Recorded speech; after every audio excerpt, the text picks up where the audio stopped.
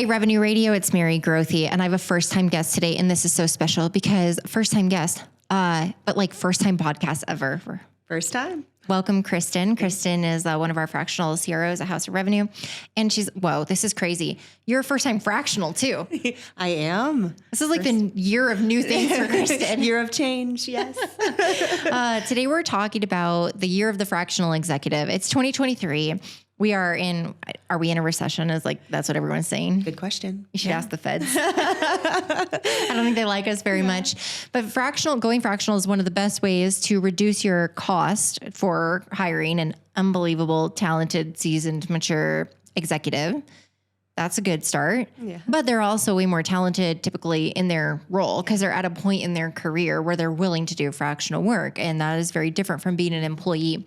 So I would love for you to share just a high level of your background and then what triggered that, I think I'm ready to go fractional. Yeah, very much. So, I'm a seasoned corporate executive. So, this is my first run at being a fractional executive.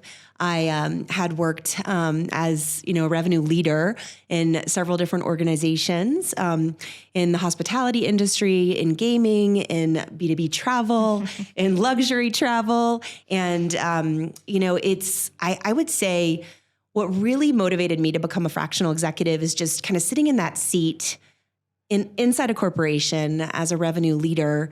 What I enjoy most and what I'm most passionate about is the ability to build and scale and be strategic and develop really thoughtful plans to address changes in the market, changes in the product, changes in the people and the process to scale a business. And, I definitely sitting in that corporate executive seat. Sadly, you spend very little time doing those things. I think they're just always, a myriad of challenges with a growing business, and often you find yourself just reacting to challenges with people, challenges with clients, just kind of the whims of change in the business. And, it is kind of disappointing that you don't get to spend as much time really developing and building and scaling and focusing on the things that really matter and drive change for a business. So, I found myself in a position over this summer to kind of reconsider what my next path would be, and heard a lot of great things about you and House of Revenue. You're so nice. And I would say it's kind of all playing out exactly as I had hoped. And I love the seat, being that fractional revenue leader. It's just amazing to be able to spend the time really, looking at the business through a different lens, building strategy, and not being, tied up with all of the things that water cooler, the corporate executive. Yes. Yeah. I hear you. I love the way that I look at it is if you look at a plate of food, this is going to be a really awful analogy. So if you look at a plate of food and yeah, me too. Let's get out of here.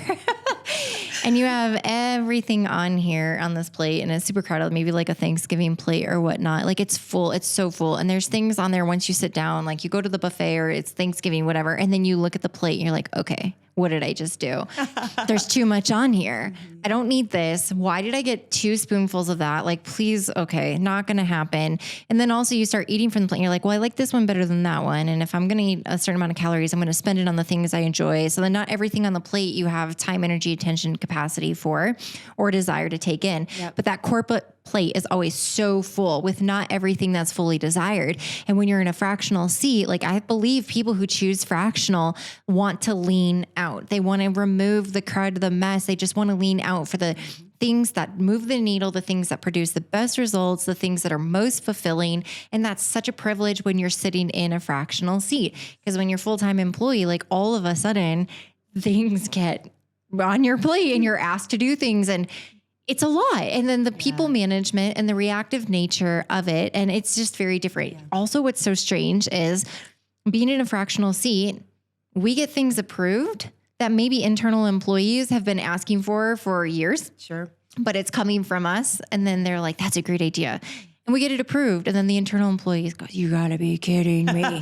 I've been asking for that for 3 years. How did you get that approved? But it's so interesting because we are seen in a different way as a third party. I also think because of the investment level, people also take it very seriously. Sometimes when you're an employee, you're just filling a seat, you're a sunk cost, maybe that credibility, that authority isn't there, but it's so interesting once you're a fractional, it's like, whoa, shiny object. What have you experienced going from corporate to fractional that you think has worked to your advantage with your 2 engagements that you have right now? Yeah, I mean, and they're both very different, so I would say kind of different answers to each. I would say, thinking about my more recent engagement, it's a business where the entire leadership team has been with the company since inception, bordering on 20 years. And, they're incredible. They're very talented. But this business is kind of how they grew up in their professional life. So I think coming in with an outside perspective, having worked, in several different organizations and having different perspectives, having failed, having learned, having faced all sorts of challenges, it's just a different perspective. And I think that they listen to my perspective because it's different and it helps provide a counterpoint to all of the experience and knowledge that they bring. My other engagement is a little different. I mean, I think that, coming in, they were so hungry for help, right? They had tried several different strategies to solve challenges that were plaguing the business. And they're just hungry for new perspective, new ideas. And although many of the ideas we're bringing to the table were ideas that had been discussed and concepted, they really didn't have the leadership to drive it, to execute, to manage for accountability. And I think that's what we're bringing to the table. And we're able to do that with that outside voice, right? The people are listening to us, trusting us, and wanting to see these ideas carry forth and see if it actually does solve their business challenges.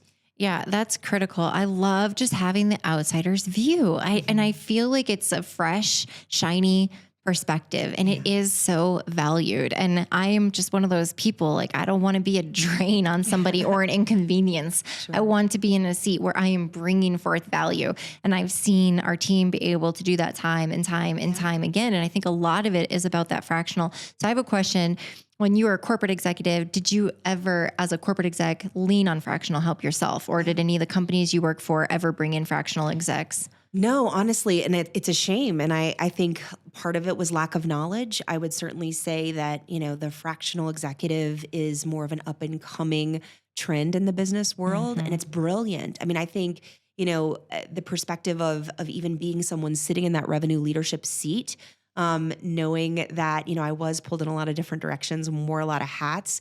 I think it would have been incredible to have someone come in that could stay laser focused on that, right? Not as a threat to my own personal performance, but as, an accelerator, right? Somebody that can kind of pour some fuel on the fire and really help me succeed in my role. So it's actually a shame that I hadn't had that exposure. Knowing what I do now, I would have absolutely welcomed it.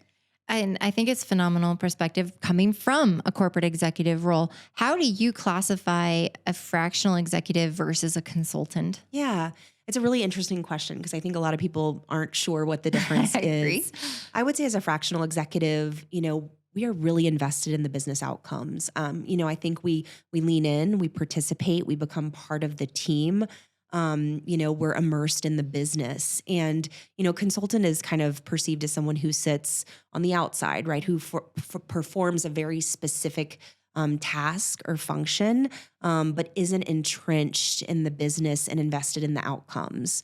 And that's, a major difference for us as fractional executives. I love that explanation. I always feel like there's a time and place for consultants. Consulting, I think, just in the term of it is more advising of, hey, this is what we've uncovered, this is what we found, and this is what you should do. The fractional exec is sitting in the seat. They're fully immersed in the seat. They are doing the work. And even our fractional CFO that we work with, even though because of the size of our company, we don't have a lot of complexities where we need even a 5-hour-a-week CFO. I think technically we pay for like a quarterly CFO, but he's super cool. So he engages whenever I need him, but it might be 2 or 3 emails a month and maybe one quick 30-minute conversation. But he is so talented and so knowledgeable that even in that short amount of time, it injects enough. And then he'll do things as an action step. He doesn't just tell me what to do. hey, here's how you should solve this problem with the state of Pennsylvania, and then record it in QuickBooks. Like, he is going to go solve the problem for me. And I think that that's what's different. I don't have a financial consultant. I have a fractional CFO. And that means he is sitting in the seat, even though our business only calls for such a small, minimal amount of time, but he does the work. Right. And he also has a team at the other levels of finance. So controller, accounting, bookkeeper, to then also delegate and get some work done as well, which is fantastic. So I do think 2023 being the year of the fractional executive, also a lot of layoffs just happen. It's crazy, but there's some really, really, really good talent that just flooded the market. And hiring right now is tough because I don't know what my LinkedIn feed or algorithm is doing, but it's optimizing stories for me right now of people struggling to find a job. And then some people don't understand because they're like, aren't we still in a shortage in some roles? And there's so many people hiring right now. But the problem is most companies' hiring practices are broken. So these poor people that have been laid off, of course, like in a tough time of year, and they're now applying for jobs. And because each company has such a wide array of processes to hire and screen talent, they are putting them through the ringer. Some of them are like quick applies. Some of them you fill everything out and then you get into the next step of the screen and you have to refill everything out in an ATS. Sometimes you're being screened by a recruiter. Then you have to repeat everything and go through the process again. Some of them are having them go through 5, 6, 7 interviews. Some of them are having them travel for interviews, do presentations, present their 30, 60, 90. They're doing all this work and not getting the jobs. It's a full-time job to find a job, especially in revenue leadership. I'm just watching their stories, and even some of them are sharing the presentations that they were putting together to get a job that they didn't get selected for. And they're showing them and they're like, if you guys understand for a moment, like how hard it is right now in this scene to be laid off and be looking for a role. So I think about how difficult that is just on that side and how convoluted hiring processes are. How then you flip to the employer side. Well, guess what? They're all tightening their purse strings. They cannot afford to mishire. So they're adding steps and stages into the process. They're making it more complex. They want to make sure, because if they have a mishire, it could tank their company at a senior level. It's not good. So now it's fighting on both sides, which greater positions people to come in as a fractional executive. Why? Lower commitment, less expensive. Try before you buy. Date before you marry. That too. And they're able to get typically higher level talent that they normally wouldn't be able to afford full time at a fraction. And it might be just what they need for that company stage. I just feel like it's a perfect recipe as we sit here in 2023. Are you seeing any other trends outside of that, or what's your opinion? No, I couldn't agree more with what you're saying. You know, I think that certainly, this looming recession has a lot of companies afraid, right? It's there's so many unknowns, so many uncertainties, and especially a lot of the clients that we work with that, are kind of ripe for scale, ripe for growth. But one misstep, a mishire or lack of hiring could cause them to miss that opportunity altogether. A fractional executive, and exactly as you said, the caliber of talent out there. I mean, I look around our office and, our team is so unbelievably impressive, and these are people that have incredible experience and knowledge and a lot to offer and are drawn to this fractional work. And so it is such a beautiful opportunity for companies to, it minimizes the risk. They can hire fast, lower commitment, lower cost, and really take advantage of, the opportunity they have for scale right now, even with all of the uncertainties that are looming. Yeah, I completely agree. 2022 was a tough year. I wrote a LinkedIn post. I said my goal in 2023 is to never mention 2022 again. So I have to abide by that. We've got about a week left. What's funny is I have to abide by the comment section because we said we were probably going to need a swear jar for 2022 because of how many times I have talked about this. So I have to let it go. Let it go. Well, okay. It's kind of the culmination of the last several years. I mean, it has been a roller coaster for all of us, know, I mean, unbelievable what we've all lived through and how it's kind of continued to challenge us in ways we could never have imagined. So, we all go into 2023 with optimism. And this fractional practice is really a way to to combat, anything that does loom with the economy. I agree. It's lower risk. You're getting higher level talent. It's less expensive. You're not embarking on a journey with a full-time employee, and you're getting unbelievable talent. So whether it's us, it's a fractional CFO, it's a fractional COO. I mean, there's so many amazing fractional executives out of there. My encouragement for you though, is to screen, just as you would with a new hire, and really understand where their specialty is. Can they work with you in your stage, your size of company, your challenges that you have right now, the main initiatives, because not all fractional executives are created equal. Some have had unbelievable big corporate careers, but they've never sat in a small business seat and scaled that and exited. As an example, you may have somebody who's phenomenal in a B2B landscape, but you're more of a B2C. Well, okay, that probably isn't going to work well. I mean, it's pretty unbelievable, right? We've been doing this for 5 years and we've had a lot of conversations with CEOs where they had executive misalignment. We follow the RPAC methodology for hiring. I think it's something that you could follow as well, whether it's a full-time employee or a fractional, which is role match, proven achievement, acumen, and culture fit. The role match and proven achievement are two of the pieces that I think are so incredibly important. If you can find somebody who has sat in a very similar seat and done the thing and excited to do the thing again with you, and they had proven achievement doing it, it is the fastest way to getting there. Because then people aren't learning, training, exploring, figuring it out on your dime. Some people have a high figure it out factor. Some people are a little bit slower, and it can slow things down and be expensive. All right, as we wrap up on today's episode, do you have any last insight to share on the year of the fractional? Yeah, I mean, I do have one piece of insight, I think, to share on your last comments too, because I think oftentimes, corporate teams can kind of miss something important that complements their existing team. And so, going back to my example with my newest client, with the amount of industry experience, relationships, expertise, I think it actually has been pretty valuable that they, came to us and didn't go find somebody that's also been in that same industry for 20 years. It's, an industry that hasn't innovated and really, needs outside perspective. So I think it's good to kind of introspect as well and really look around, as an executive in a corporate environment and recognize what's missing from your team. What do you need to inject something new to drive change? And I think that's important to consider as well. Oh, that's a beautiful differing viewpoint. I usually take the easy road and the safe road of like, good, you've done it before, great, get in the seat. But you're exactly right. I think some of the best talent, it brings some of the best perspective when they haven't been conditioned to have that curse of knowledge and be like, this is how it's always been done in the industry. And they're so limiting.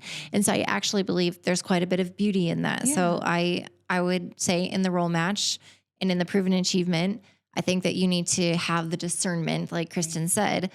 What do we actually need here? Would we benefit from outside perspective, and what kind of outside perspective, and be aligned with that? And I also don't think it's a bad tactic inside of an interview to ask, to bring forth some of the situational challenges. How would you approach this? What would you think? What would you do?